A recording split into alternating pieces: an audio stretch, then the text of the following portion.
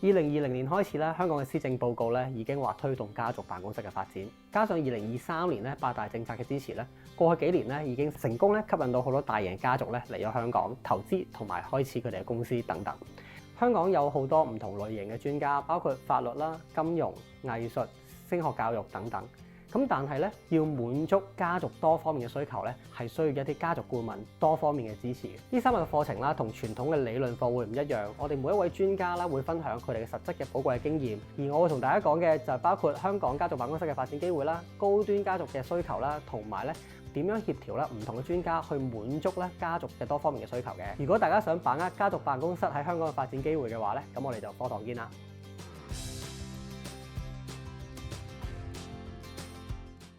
Hello， 我係 Connie 楊曹雅，係獨立信託顧問。我專做家族信託，尤其是係華人嘅家族信託。今次嘅課程咧都幾大嘅特色嘅，我哋會摒棄晒所有嘅理論框架，淨係講實踐嘅啫。咁實踐咧就會有好多客人有興趣知道嘅資訊啦，譬如係點樣揀信託公司啊，個信託適唔適合我啊，點樣可以幫我嘅移民二代慳稅啊，點樣同啲法律文件，譬如係啲遺囑嘅銜接啊，或者係將來喺個信託度點樣做投資先至為之安全啊，等等等等有關信託實踐方面嘅資訊嘅。如果你覺得你係對家族辦公室呢個服務有興趣嘅專業人士，無論你係做開理財啦、移民啦、會計啦、法律啦，定係你係家族有呢個需要，無論你係個一代咧、二代，你係香港嘅客人定係大陸嘅客人咧，其實呢個課程都會對你有好大嘅幫助嘅。3日嘅課程濃縮咗多位專家嘅多年經驗，真係好值得上㗎，到時見。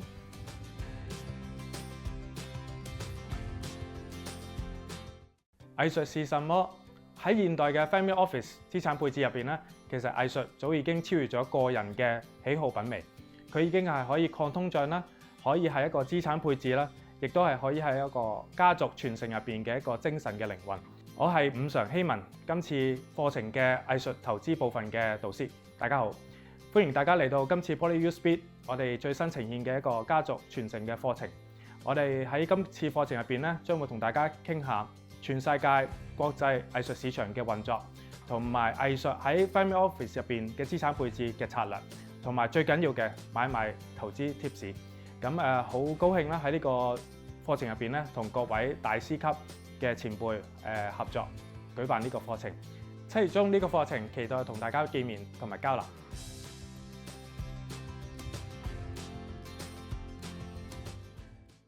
Hello， 大家好，我係傳承學院嘅副院長 Alan Lee。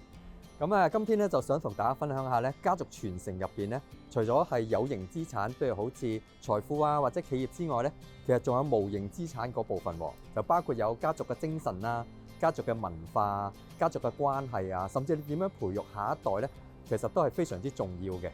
一個家族其實如果佢係有一個家族憲法啦，或者家族委員會啦，呢個係能夠幫到佢哋咧去梳理咗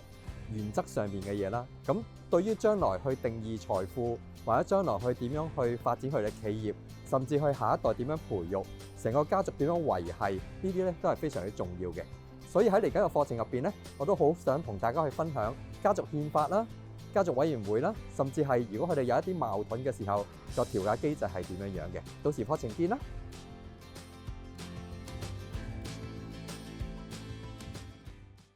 ！Hello， 大家好，我係 Kelvin， 我係一個特許金融分析師，我從事金融業大概20年，由資產管理到股票銷售同埋交易，亦都有一個唔同嘅崗位做過嘅。喺今時今日，而家好多人都喺度講數碼資產，但係好多人將數碼資產同虛擬貨幣形成咗一個掛鈎嘅情況。咁喺呢個課程入邊咧，我就會同大家分享下究竟咩叫做虛擬貨幣。有啲咩叫做虛擬資產？其實個分別會係在於邊度呢？同時間我亦都會係用一個非理論嘅方式同大家分享下，究竟喺一個合規嘅框架入邊，同埋一個投資嘅角度，究竟有啲咩嘢大家需要注意？如果你係對數碼資產、虛擬貨幣、區塊鏈甚至乎另類投資有興趣嘅朋友，咁好值得嚟參加呢個課程啦！咁到時見啦〜